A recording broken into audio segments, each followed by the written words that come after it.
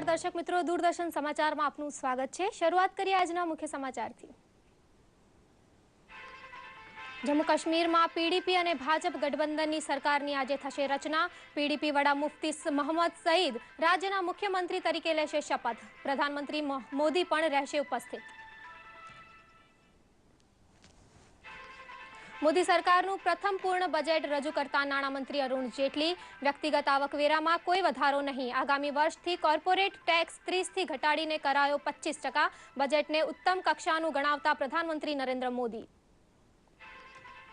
કાળું નાણું રાખનારા સામે કડક કાર્યવાહી સહિત વ્યવસાયને આસાન બનાવવા સ્વચ્છ ભારત અભિયાન માટે નવા પ્રયાસો સહિત અનેક મહત્વના મુદ્દા બજેટમાં સામેલ। બજેટના દિવસે જ પેટ્રોલ ડીઝલના ભાવોમાં 3 રૂપિયાથી વધુનો વધારો ગત મધરાતથી બન્યો અમલી। રાજ્યમાં વીજ ઉત્પાદન વધારી વિકાસના ઉચ્ચતમ પરિણામો હાંસલ કરાયા હોવાનું જણાવતા મુખ્યમંત્રી આનંદીબેન પટેલ કચ્છમાં 300 મેગાવોટના કોલસા આધારિત વીજ મથકનું કર્યું લોકાર્પણ।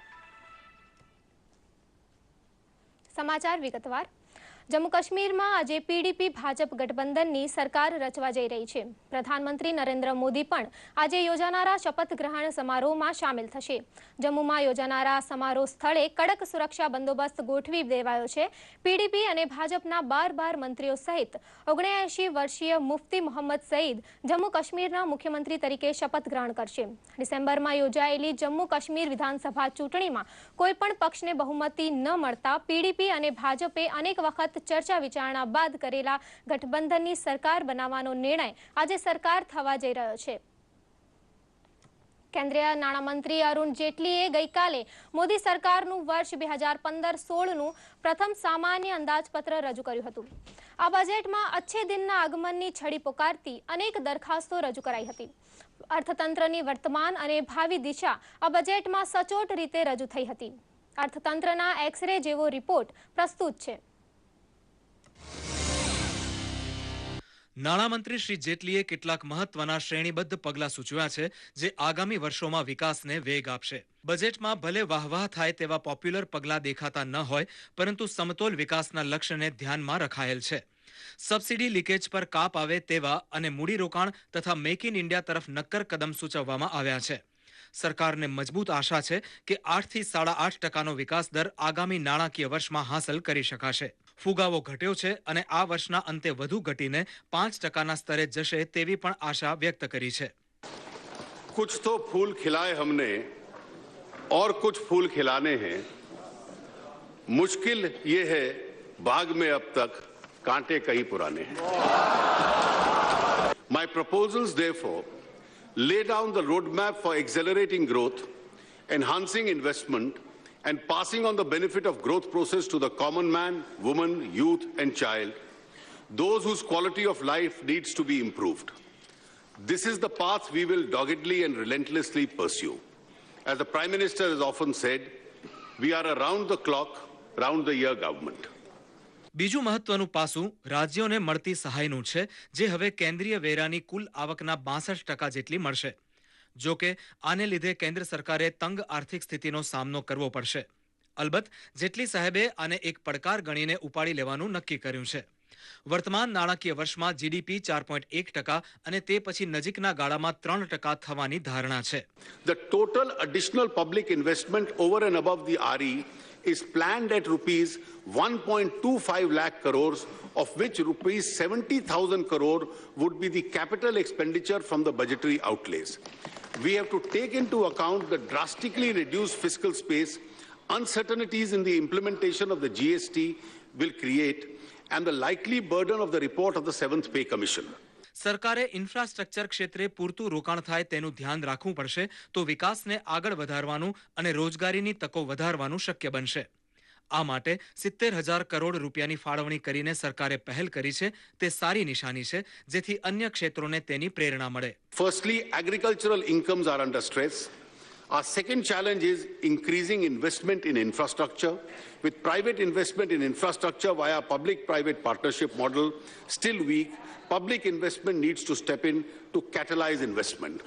Our third challenge is that manufacturing has declined from 18% to 17% of GDP, and as per the new GDP data, the manufacturing exports have remained stagnant at about 10% of the GDP. the Make in India program is aimed at making this challenge, thus of creating jobs. દેશમાં વાહન વ્યવહારની સરળતા વધારવા 1 લાખ કિલોમીટરના નવા માર્ગો બાંધવાની જાહેરાત કરાઈ છે. ભારતને ઉત્પાદન માટેનું હબ બનાવવાની નેમ છે. વળી પૂર્વ તથા ઉત્તરના વિસ્તારો ઉપર ખાસ ધ્યાન કેન્દ્રિત કરવામાં આવનાર છે. પબ્લિક ડેટ મેનેજમેન્ટ માટે સ્પેશિયલ એજન્સી સ્થાપવાની જાહેરાત આવકારદાયક છે. ખાસ કરીને દેશના સ્થાનિક દેવા તથા વિદેશી દેવાને નિયંત્રિત કરવાની દ્રષ્ટિએ આ બાબત આવકાર્ય છે. દૂરદર્શન સમાચાર, અમદાવાદ. વિદેશમાં સંતાડેલું કાળું નાણું ભારત પાછું લાવવા માટે મોદી સરકારે સૌથી નિર્ણાયક પગલાં બજેટમાં રજૂ કર્યા છે. કાળા નાણાંની સાથોસાથ બેનામી સોદાઓનું વિષચક્ર તોડવા માટે શ્રી જેટલીએ રજૂ કરેલી રૂપરેખાની વાત પ્રસ્તુત છે.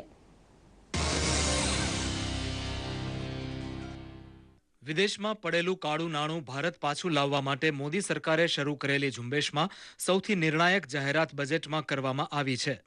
નાણામંત્રી અરુણ જેટલીએ ગૃહને કહ્યું હતું કે કાળા નાણાં વિદેશમાં રાખવા બદલ 10 વર્ષની સખત કેદની સજા અને 300% દંડ ફટકારતો ખરડો સંસદમાં વર્તમાન સત્રમાં જ લાવવામાં આવશે. જમીન મકાનના સોદા બેનામી ધોરણે થતા અટકાવવા પણ સખત કાર્યવાહી થઈ શકે તેવો કાયદો બનાવવાની વાત બજેટમાં છે. On way to curb the flow of black money is to discourage transactions in cash. Now majority of Indians has or can have a RuPay debit card. All Jan Dhan account holders have a RuPay debit card. I therefore produce to announce very soon several measures that will incentivize credit or debit card transactions and disincentivize cash transactions. This will be in the direction of making India a cashless society.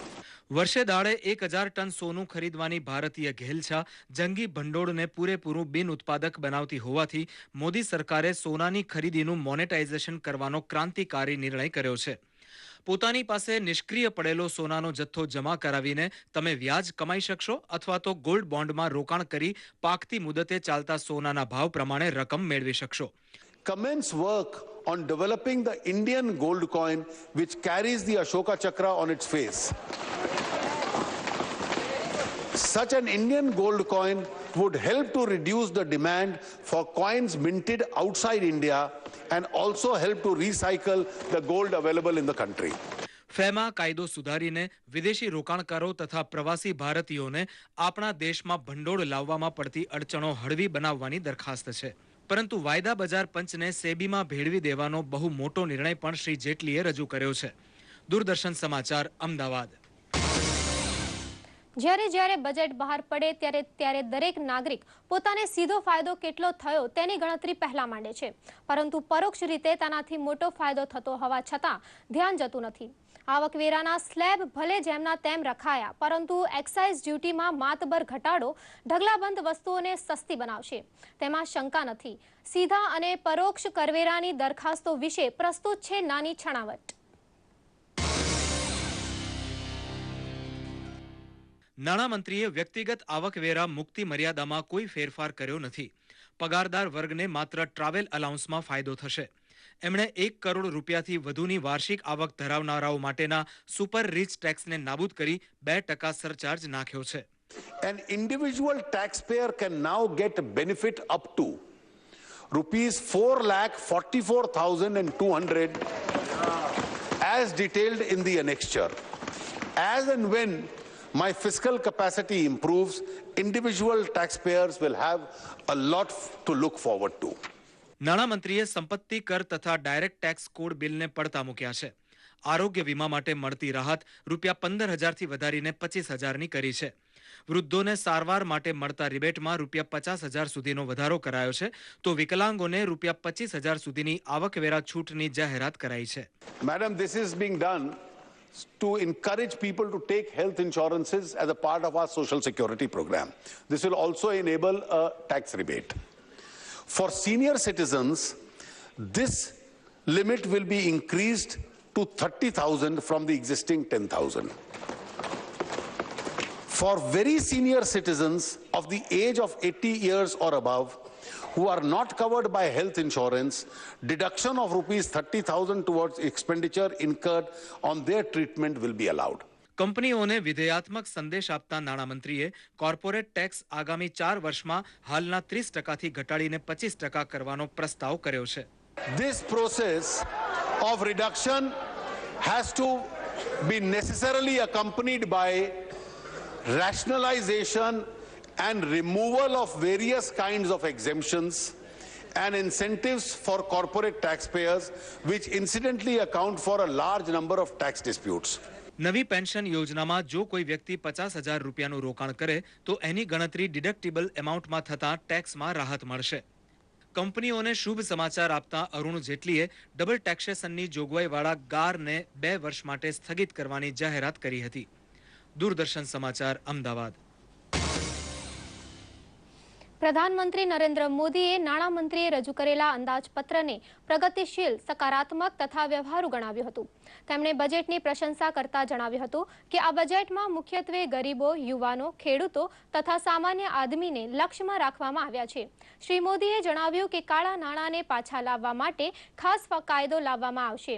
તે આવકાર્ય છે. તેમના મતે આ budget આપણા growth એન્જિનને વેગ આપનારું બની રહેશે. આ અંદાજપત્ર સ્પષ્ટ દ્રષ્ટિકોણ સાથેનું છે. તેમણે ભારપૂર્વક જણાવ્યું કે કેન્દ્ર સરકાર મનરેગા યોજનાને ચાલુ રાખશે. શ્રી મોદીએ જણાવ્યું હતું કે જનધન યોજનાની સફળતા ગર્વ લેવા જેવી છે. प्रो ग्रोथ बजट है. जन जन की अपेक्षाओं को पूर्ण करने के लिए जन धन से लेकर के जन कल्याण तक का पूरा मार्ग प्रशस्त किया गया है. एक तरफ राज्यों को सक्षम बनाना, दूसरी तरफ राष्ट्रीय प्राथमिकताओं को, राष्ट्रीय आवश्यकताओं को बल देना. एससी, एसटी, ओबीसी, दलित, पीड़ित, शोषित जो पीछे रह गए हैं उनको विशेष बल देना. जिन मनरेगा की बड़ी चर्चा होती थी, इतने सालों में मनरेगा में पहली बार गांव के गरीब को रोजी रोटी मिले, इसलिए सर्वाधिक धनराशि गरीबों के रोजगार के लिए लगाई गई है. કચ્છના મુન્દ્રા તાલુકાના ભદેશ્વર ખાતે ઓપીજીએસ પાવર લિમિટેડના 300 મેગાવોટ થર્મલ પાવર પ્લાન્ટનું મુખ્યમંત્રી આનંદીબેન પટેલે લોકાર્પણ કર્યું હતું. આ પ્રસંગે તેમણે જણાવ્યું હતું કે ગુજરાતે વીજ ઉત્પાદન વધારી વિકાસના ઉચ્ચતમ પરિણામો હાંસલ કર્યા છે. મુખ્યમંત્રીએ ગઈકાલે રજૂ કરાયેલું સામાન્ય બજેટ લોકાભિમુખ હોવાનું જણાવ્યું હતું. આ ઉપરાંત મુખ્યમંત્રીએ જેટકો દ્વારા નિર્માણ પામેલ 66 કેવીના 3 સબસ્ટેશનોનું પણ લોકાર્પણ કર્યું હતું.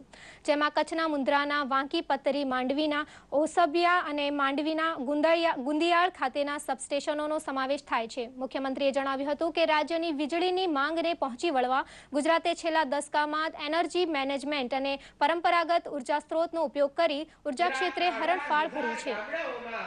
3 ફેઝ વીજળી આપણને મળતી થઈ ગઈ મિત્રો.